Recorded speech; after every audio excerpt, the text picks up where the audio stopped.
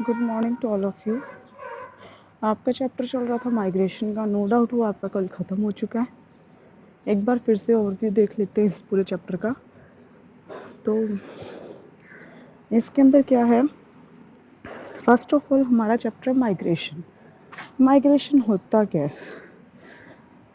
The long term relocation of an individual household और group to a new location outside the community of the origin, a purposeful movement involving a change of permanent residence।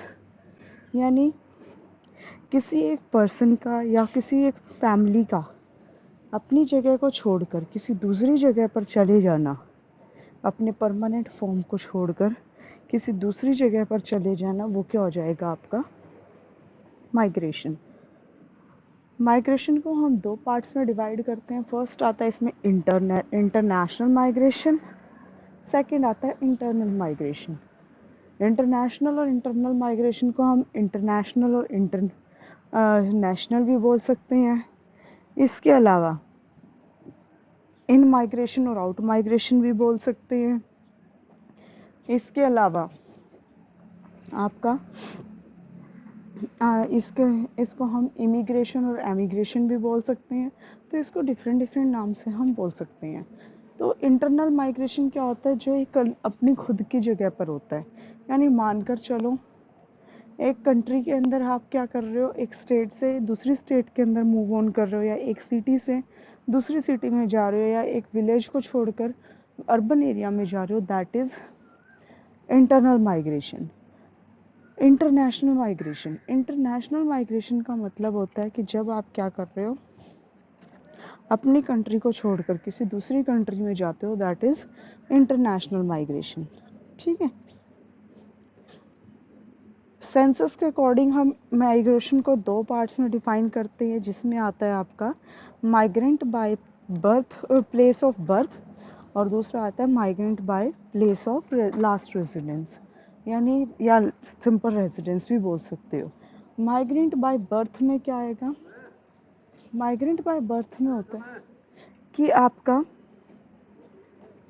जो आपका migration हो रहा होता है, इसमें आप जहाँ पर पैदा हुए हो वहाँ के अकॉर्डिंग, यानी मानकर चलो आप किसी एरिया, जिस एरिया के अंदर आप पैदा हुए हो, उस एरिया को छोड़कर किसी दूसरी एरिया में जाते हो, that is migration by birth. जैसे मानकर चलो आप विलेज एरिया में हुए हो, उस विलेज एरिया को छोड़कर आप अर्बन एरिया की तरफ जाते हो, that is migration by birth. ठीक है। या फिर अर्बन एरिया में हुए हो, छोटी सिटी में हो, बड़ी सिटी में जाते हो, या बड़ी सिटी से किसी दूसरी बड़ी सिटी में जाते हो जाता है माइग्रेशन बाय बर्थ। फिर होता है माइग्रेशन बाय लास्ट रेजिडेंस, यानी आप जहाँ रह रहे थे उस जगह को छोड़कर किसी दूसरी जगह पर जाते हो। अब इसमें क्या आ जाता है कि लास्ट रेजिडेंस के बेसिस पे मानकर चलो आप पढ़ने के लिए किसी सिटी के अंदर गए हुए हो, ठीक है। अब वहाँ पर आप कुछ लंबे टाइम पीरियड से रह रहे हो, बट जॉब के बेसिस पे आपको कहीं बाहर जॉब मिल जाती है किसी दूसरी कंट्री में, सिटी के अंदर, तो वहाँ पर आप चले जाते हो, that is migration by last resident. यानी आप जहाँ पर रह रहे थे उस जगह को छोड़कर जब आप किसी दूसरी जगह जाते हो, that is migration by last residence. फिर आता है स्ट्रीम्स। माइग्रेशन की 4 स्ट्रीम्स होती हैं, जिसमें rural to rural, rural to urban, urban to urban और अर्बन टू रूरल आता है। रूरल टू रूरल में क्या होता है? रूरल टू रूरल वो होता है जब हम एक गांव को छोड़कर किसी दूसरे गांव में जाते हैं, ठीक है। ये होता है रूरल टू रूरल में।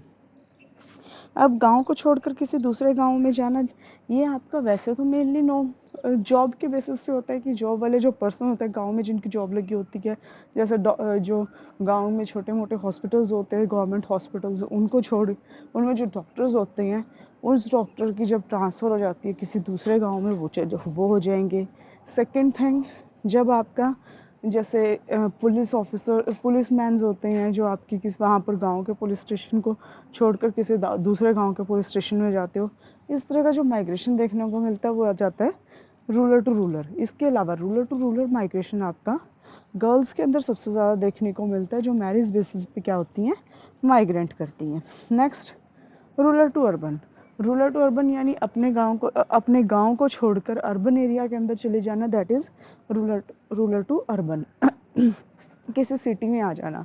ये करते हैं जैसे पेरेंट्स, गांव के पर्सन्स जो है अपने बच्चों को अच्छी एजुकेशन देने के लिए अपने एरिया को छोड़कर जो है सिटी के अंदर आते हैं, जॉब पर्पसेस पे आ जाते हैं। यानी बच्चे क्या करते हैं, एजुकेशन लेने के लिए, जॉब के लिए अर्बन एरिया में आ जाएंगे।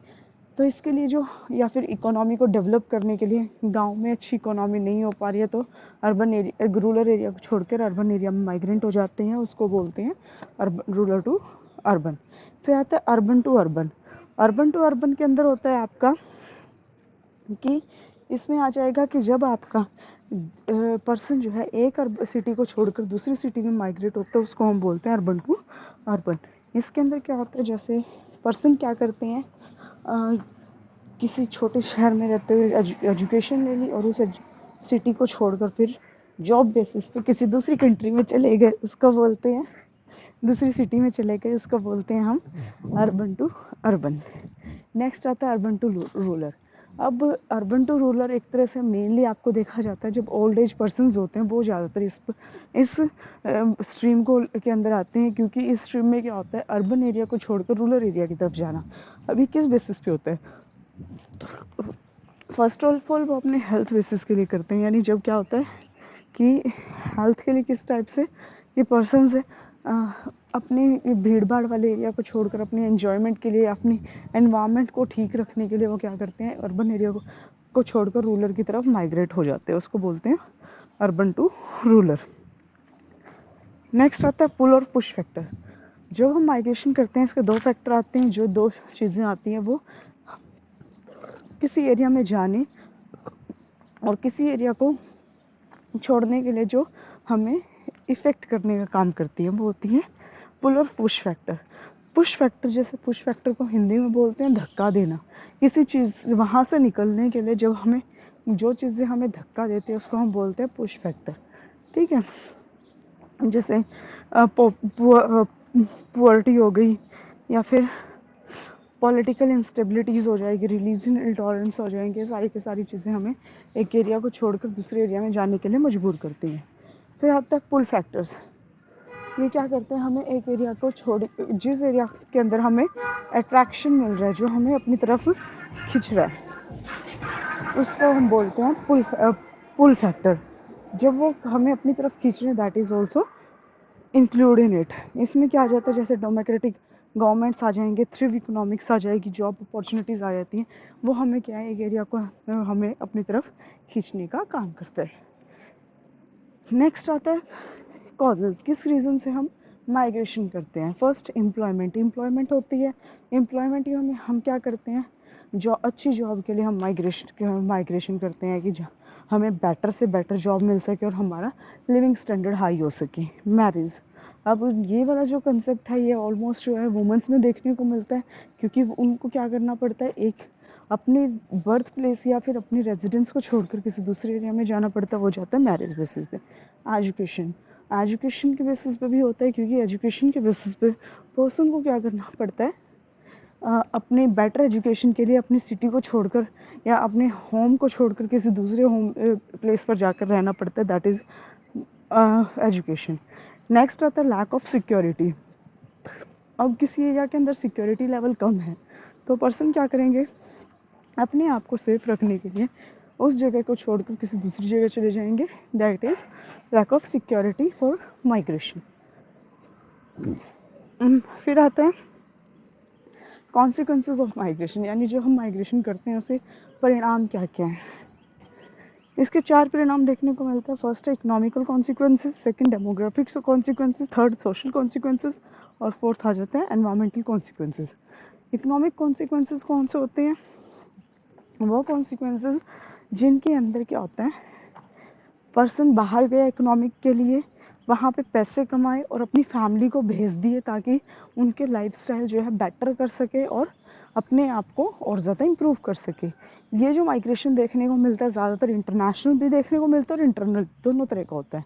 इंटरनेशनल में जो पर्सन बाहर दूसरी कंट्रीज़ में चले जाते हैं वो अपनी फैमिली के पास जो पैसे भेजते हैं, इससे हमारी उनकी फैमिली को भी बेनिफिट होता है, साथ के साथ कंट्री को भी बेनिफिट होता है, क्योंकि उनके पास क्या आ जाती है, फॉरेन करेंसीज आती हैं। तो इसकी वजह से उन फॉरेन करेंसीज का जो लेवल है वो इंक्रीज़ होना शुरू हो जाता है। नेक्स्ट आता है डेमोग्राफिक कॉन्सिक्वेंसेस।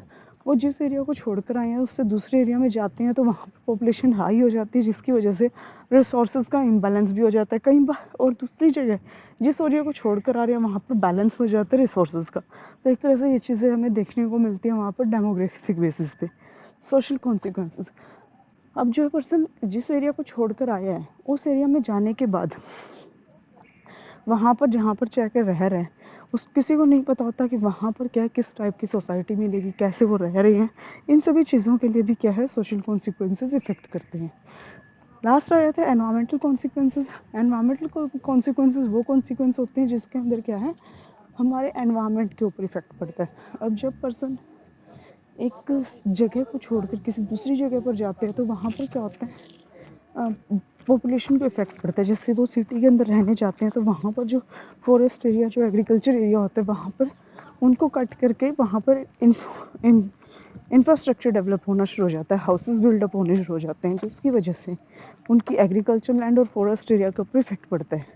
तो ये हमारे एनवायरनमेंट के लिए बहुत ज़्यादा इफेक्ट करते हैं। साथ के साथ जो वहाँ से डोमेस्टिक वेस्ट या इंडस्ट्रियल वेस्ट निकलता है वो भी हमारे एनवायरनमेंट को इफेक्ट करने का काम करते हैं। ठीक है, अब यहाँ तक ये चैप्टर था। इस चैप्टर में किसी को भी कोई प्रॉब्लम हो तो आप मुझे बता देना। ठीक है।